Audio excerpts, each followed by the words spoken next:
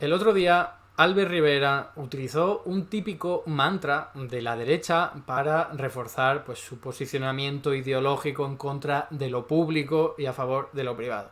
Yo sé que Albert Rivera, pues políticamente está más que olvidado, ¿no? Pero en cualquier caso, no me interesa tanto el mantra por quién lo ha dicho, sino por lo que contiene. Ese mantra es muy utilizado por la derecha para arremeter contra el sector público en general y contra el empleo público en particular, y me interesa desmontarlo. Lo he desmontado ya en alguna que otra ocasión, en algún que otro vídeo, pero me interesa ir al grano. Este vídeo solo para desmontar eso, utilizando un vídeo, unas declaraciones de Albert Rivera. Venga, vamos a ello.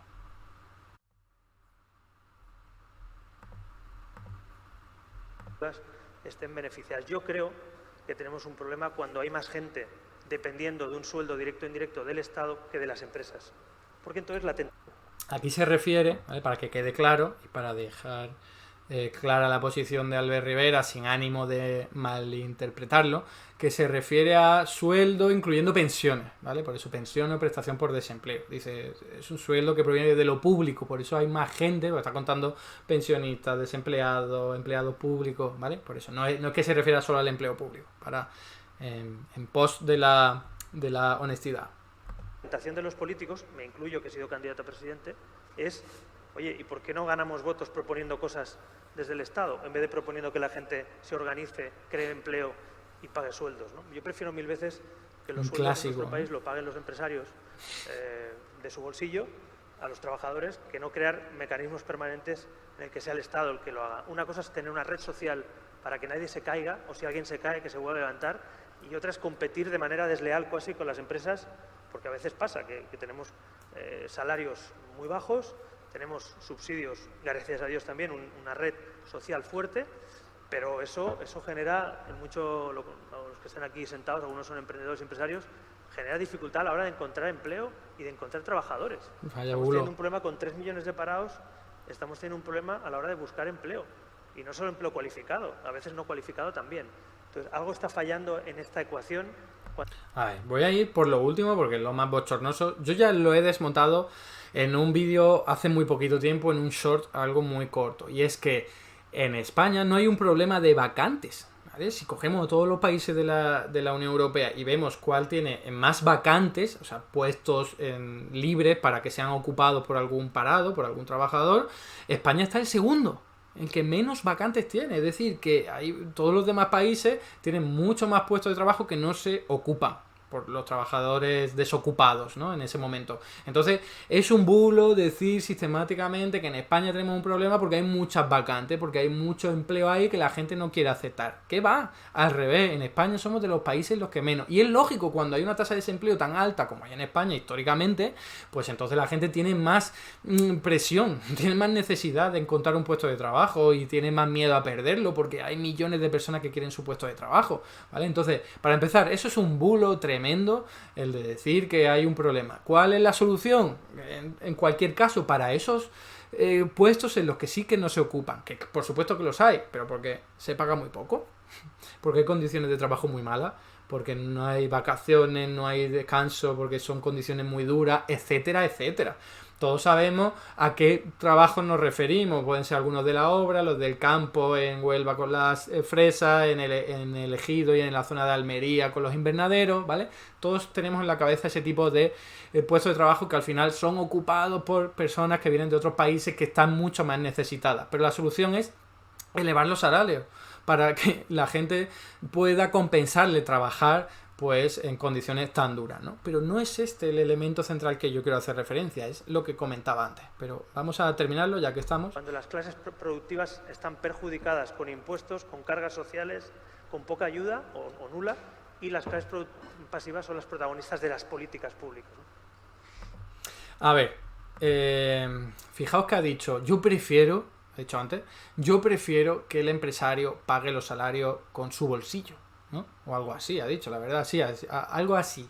Entonces, esa es la típica idea, el típico mantra que tiene la gente en la cabeza, no solo la gente de derecha, desgraciadamente, es algo muy extendido, de creer que el dinero como que se origina en el sector privado, ¿vale? De forma mágica. Y entonces el empresario tiene el dinero porque lo está haciendo muy bien en su empresa y ya con eso paga a la gente, ¿no? De aquí se deduce también que el Estado, cuando paga un salario, cuando paga un sueldo a un empleado público, o cuando paga una pensión, o cuando paga una prestación por desempleo, primero lo ha tenido que obtener de algún sitio. ¿Y de qué sitio es ese? Del sector privado, donde está el empresario ese, que es un crack, generando dinero o enriqueciendo la economía. Pero cuando escuchéis esto, haceos la siguiente pregunta y hacedle la siguiente pregunta a la persona que os esté hablando de ello. ¿De dónde sale el dinero del empresario? ¿Cómo es que al bolsillo del empresario llega dinero? Preguntáoslo. Porque ahí está la raíz de la cuestión. Vais a entender poco a poco, a medida que vayáis comprendiendo lo que os quiero transmitir, que de algún sitio tiene que venir el dinero que tienen los empresarios. ¿De dónde? De vender sus productos a los clientes. Y los clientes, a su vez, ¿de dónde han obtenido el dinero? Pues alguno se lo ha pagado su empresario, pero volveríamos al mismo circuito, ¿no? El empresario que le ha pagado a ese trabajador, ¿de dónde ha obtenido el dinero? A su vez de vender productos, ¿vale? Entonces, ¿de dónde está el origen del dinero? ¿A alguien se le ocurre? ¿Alguien me puede responder esa pregunta? Porque la gente de la derecha no puede o no quiere. Pero ya lo digo yo.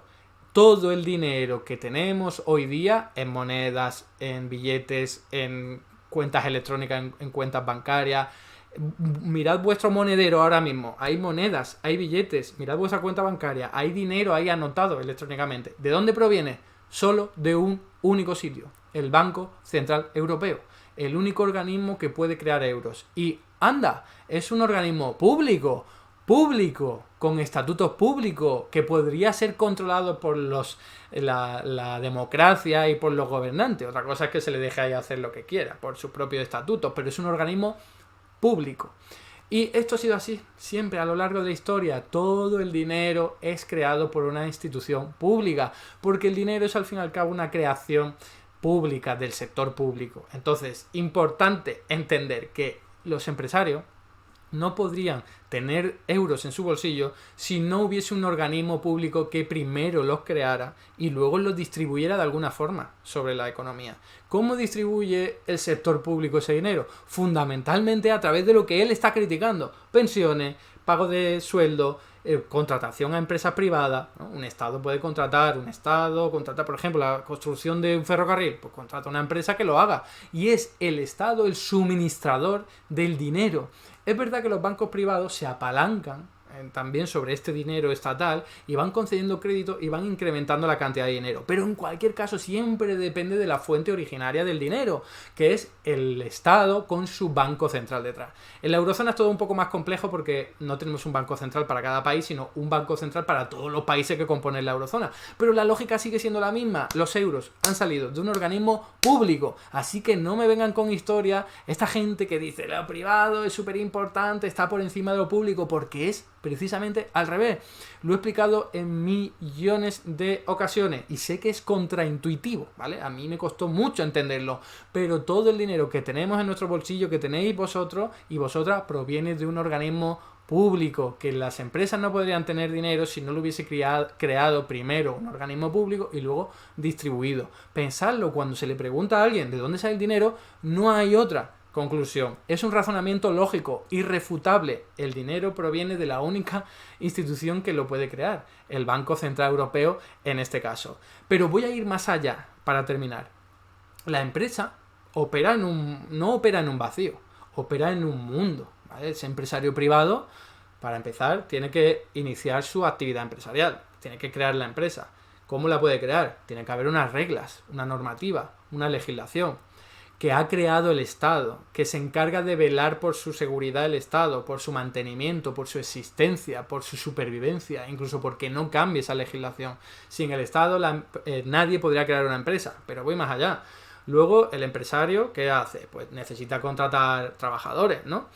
¿Vale? Los trabajadores van a estar formados, van a estar cuidados por una institución pública, sobre todo la sanidad pública, pero también la educación pública que los ha formado. Incluso la universidad pública los acaba formando todavía más para que puedan ser buenos trabajadores. Pero es que podemos ir más allá. Necesita comprar maquinaria o comprar un local, pues se pide un crédito. Se lo pide a un banco privado, vamos a suponer, pero el banco privado que siempre depende de lo público y como estoy diciendo, se apalanca incluso con el dinero que crea el Banco Central. Y cuando tiene crisis ya sabéis que aparece el Estado ahí para salvar al banco privado, porque si no se va todo al garete, ¿no? Podría seguir así durante un montón de tiempo, pero voy a terminar con otra cosa, otro elemento más.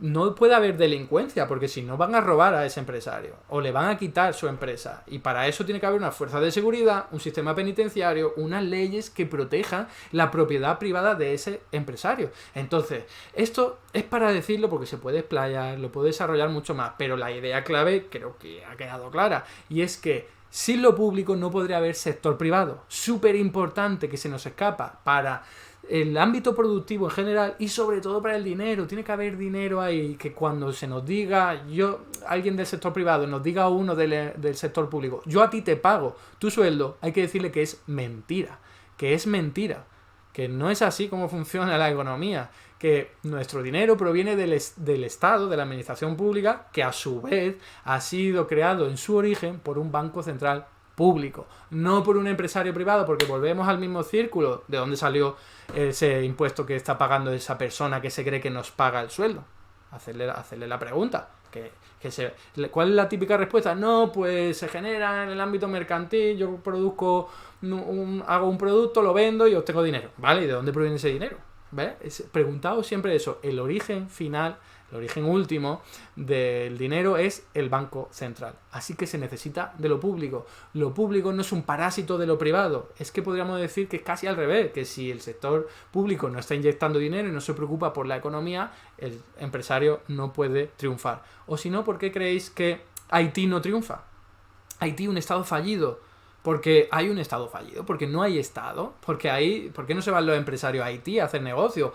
O yo qué sé, o al Congo, o a Nigeria, ¿por qué no se van allí? ¿Por qué? Porque hay un Estado mucho menos potente, instituciones públicas mucho menos potentes, que no van a lograr que tú puedas llevar a cabo ahí tu actividad económica. Necesitas a lo público para triunfar en lo privado. Pero esta gente, como Albert Rivera y como otros muchos, siempre le dan la vuelta a la tortilla y consideran que lo privado es el origen de todo, el origen de la riqueza, y que lo público es una especie de parásito que está ahí robando con impuestos y tal. No, es al revés. Es más, termino con esto, de verdad ya. ¿Podemos imaginar una economía solo privada? No. Algunos se lo imaginarán, pero no sé cómo lo hacen, porque si no hay todas las patas del Estado que he comentado, es imposible. En cambio, ¿podemos imaginar una economía absolutamente pública? Y tanto que podemos. La ha habido a lo largo de la historia. Sin hablar de sus errores, sin hablar de sus fallos. La ha habido. Eso quiere decir que la economía no necesita lo privado, necesita lo público. Que luego lo privado puede venir bien, yo no voy a ser el que lo vaya a negar en su dosis medida, dosis adecuada, pero la clave del asunto, que es lo que quiero transmitir aquí, es que lo público no parasita lo privado y que en todo caso es al revés. Hasta aquí el vídeo de hoy. Muchas gracias por estar ahí y si te ha resultado interesante, no dudes en comentar, darle like y compartir, que la teoría económica dominante no se combate sola.